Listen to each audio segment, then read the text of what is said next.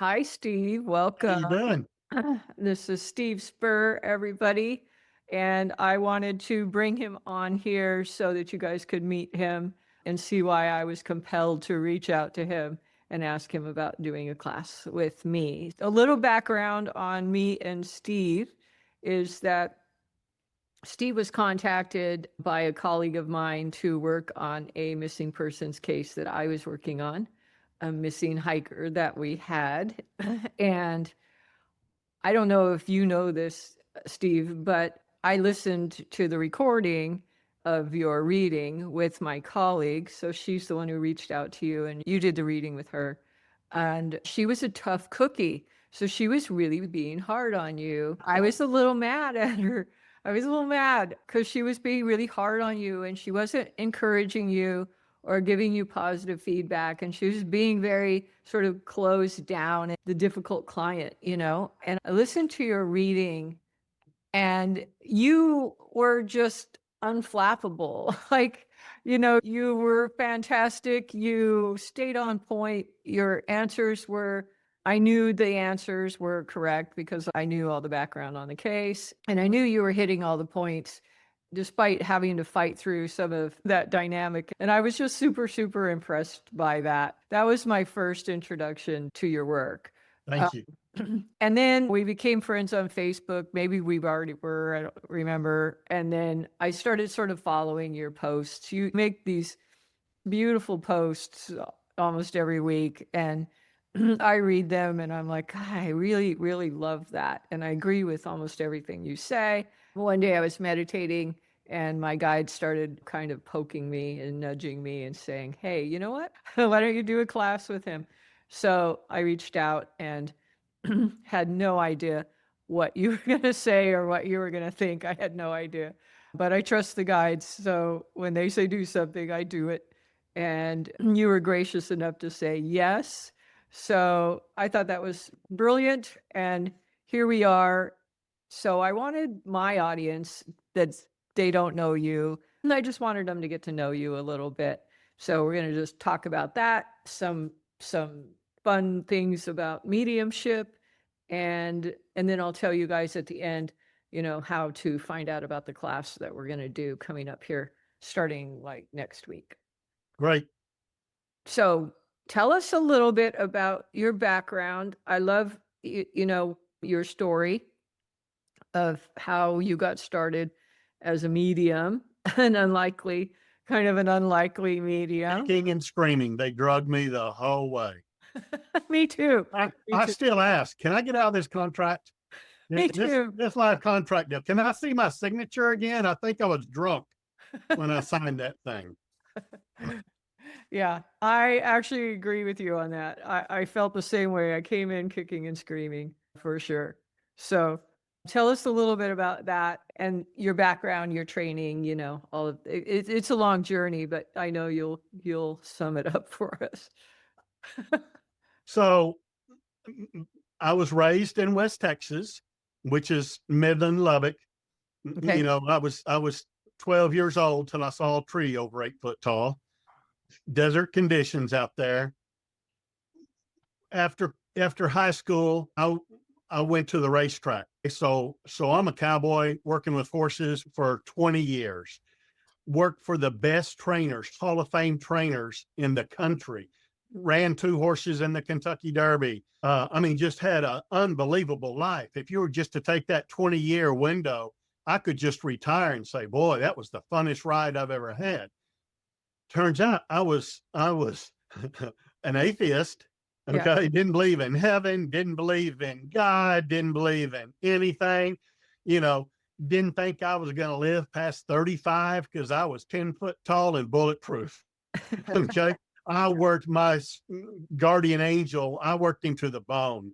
He's getting a rest now, but for about 20 years he didn't, and he was on call all the time. When I was about 33, moving my parents from Fort Worth to Corpus Christi at a break at the racetrack. It's 110 degrees, in the summer. I'm having to help my dad hand stuff down to him out of the attic. I had a heat stroke in the attic and fell out of that little hole onto my head on the concrete and had a severe concussion. And everyone says, well, thank God you fell on your head because you're so freaking hard headed. Anyway, It saved your okay. life. Spent 3 days in the hospital, lost my short term memory, my long term memory. And they all came back about 3 weeks, maybe 4 weeks out of the hospital. I'm in my duplex with my big 120-pound bloodhound, hearing spirit. I'm hearing music playing in the next room. And I'm thinking, someone's just parked in front of my house and they're just cranking up the music. So I'm going outside looking, I'm inspecting all the rooms, get back in bed.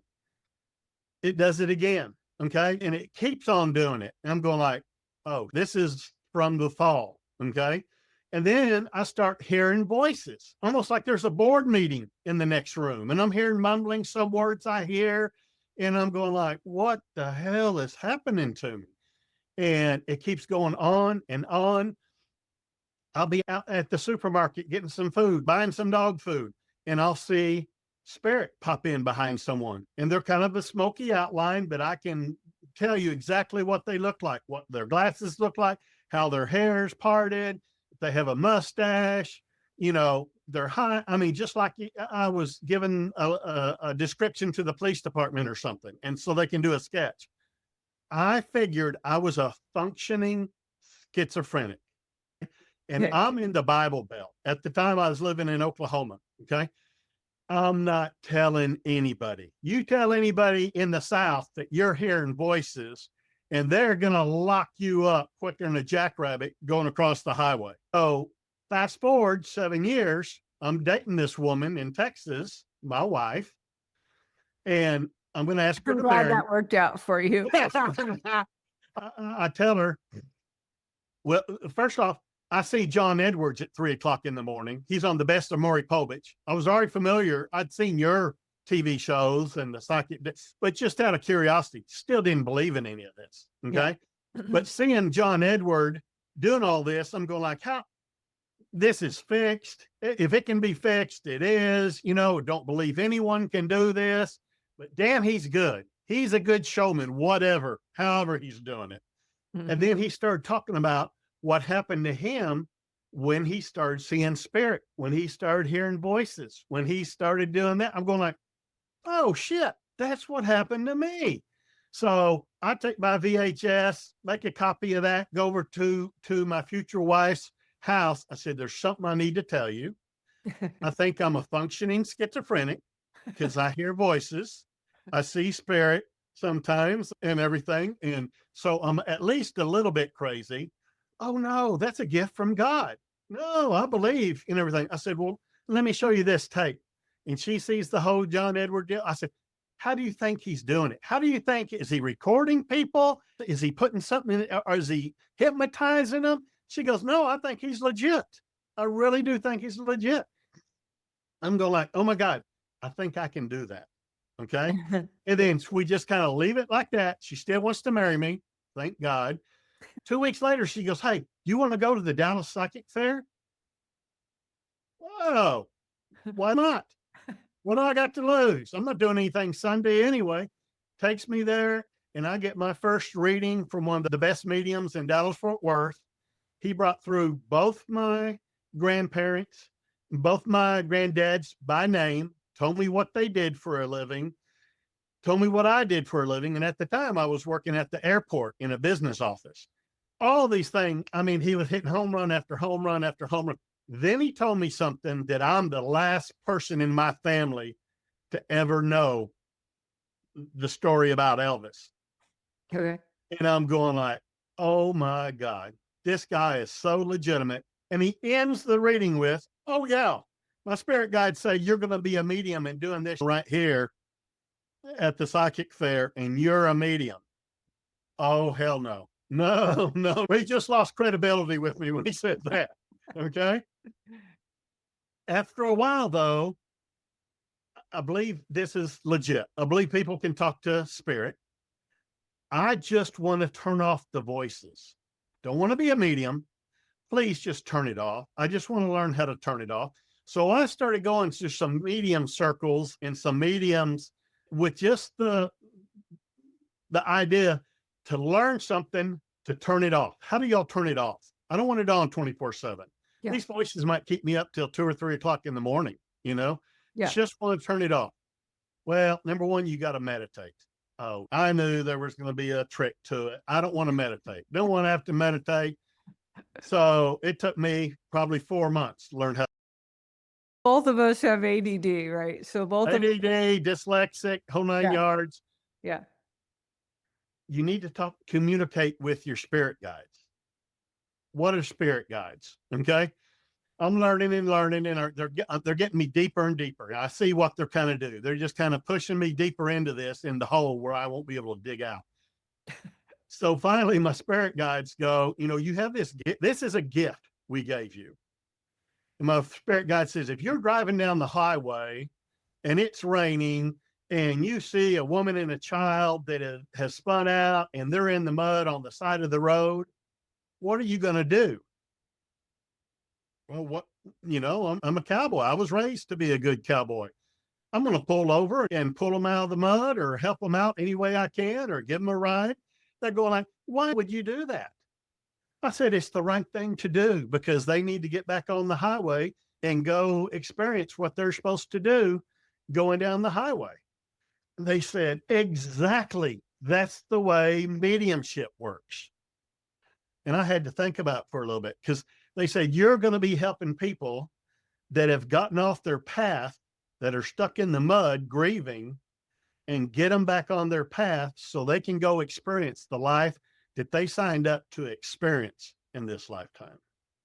Nice. So I spent 7 years going to circle to circle to circles, learning under the best mediums I could, the John Hollins, the Gordon Smiths, reading everything John Edward ever put out, Echo Bodine, watching every TV program on mediums that I saw. That's why I saw you 2 or 3 times on TV. I have a collection of 100 old mediumship books. If I could just find one thing out of a $20 book, it was worth the value of $20 for me. If it would help my mediumship, it would help me to connect. So after that, sure enough, just like that medium said, I spent like 3 years at the Dallas Psychic Fair reading people. And it's a $15 15-minute reading. I mean, it's just, like a blender cutting meat. Give a reading, 2-minute rest, give another reading. I mean, the marching band could walk in front of me, and I learned laser focus. I couldn't hear anything, but whatever your spirit guides or loved ones were saying. It was unbelievable practice for me. So when I started to go out on my own and just read out of an office, it was a piece of cake then. That's awesome. Thank you for sharing all of that. So I had a question for you. This is always my favorite question. Give me an example of a time where spirit just blew your mind. They knocked my socks off. All the time, I know. At least once a week. One of the coolest time was when I shut down my office and I was reading out of my home. And I read for a whole family that had scheduled an hour reading, and they wanted to connect with a daughter. And so I'm bringing this daughter through, and she's showing me things like that. She used to work at a Dairy Queen, because I see the Dairy Queen at the city that I was raised in high school in Midland. And I'm going like, she worked at Dairy Queen. She showed me, oh yeah, she worked there and was assistant manager, did everything. And I said, then she showed me at my high school, she was smoking in the designated smoking area. And I'm going like, well, that's kind of strange. So obviously my spirit guides had opened up my head to let her to see where I went to high school, so she could give that information and everything. And then she started showing me places that I'd been to in my hometown and in my high school. I'm going like, okay, just stop talking. She didn't live in Midland, Texas, did she? Oh yeah, we're from Midland. Oh my God. Did she go to Midland High? And she goes, oh yeah, she graduated from Midland High. Blew my mind. One of the best reading. I mean, this was like a John Edward Gordon Smith best reading scenario I'd ever get. Those people drove 300 miles to get to me in South Dallas. As soon as they got the reading, I got hugs. There were tears. Used half the Kleenex box, and then they packed up and drove back home 300 miles. Wow. 300 miles to hear from Spirit. You know, Hmm. it just blew my mind. You know what was capable and what Spirit was capable of pulling out of my head and my past experiences, Yeah. so they could say, "Oh, I did too. I did that too." You know. And it was just this didn't even occur to me this kind of reading was possible. But now I know it's not me. I'm Right. just delivering the messages. It's your spirit, however strong they are, whatever they want to give you, and what they think you're ready to hear, you Mm. know? And we're just like John Holland said, we're just delivering the mail. We're just the postman, you know? We're just, we don't have anything to do with it. We're just tuning in. We're the radio, and everything else is spirit. And I totally believe that. Now, if you One last thing we were going to talk about real quick, and then I'll tell everybody about the class. You made a comment earlier that I think is just important and worth repeating because it kind of led us to be here today, right? But how spirit chooses the medium and it encourages the loved ones to reach out to that medium. Can you speak about that? Oh, I tell people, number one, you didn't pick me. Who's going to pick a cowboy medium in Texas? I tell people, are you crazy? You know, you're calling from New York or Los Angeles. You know, there's a medium on every street corner, and you're calling the cowboy psychic in Texas. Number one, you didn't pick me. Your loved ones did. Yeah. And they knew 6 months ago that they were going to put it in your head to pick me. And the reason they picked me was because of my knowledge of pop culture.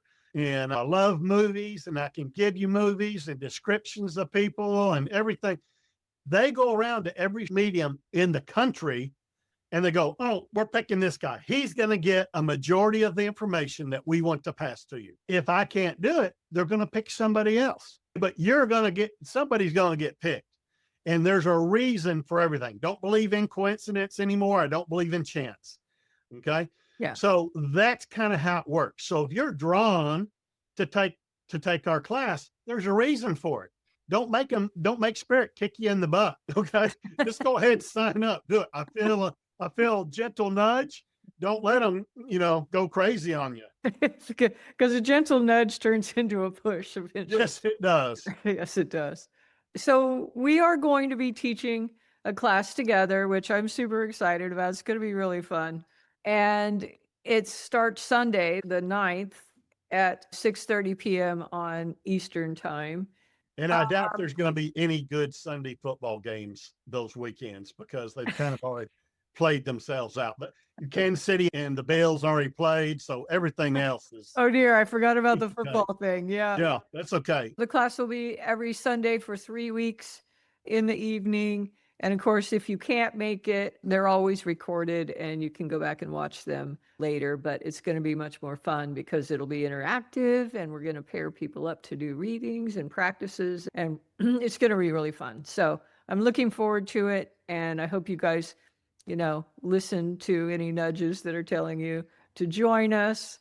And hopefully we'll see some of you there.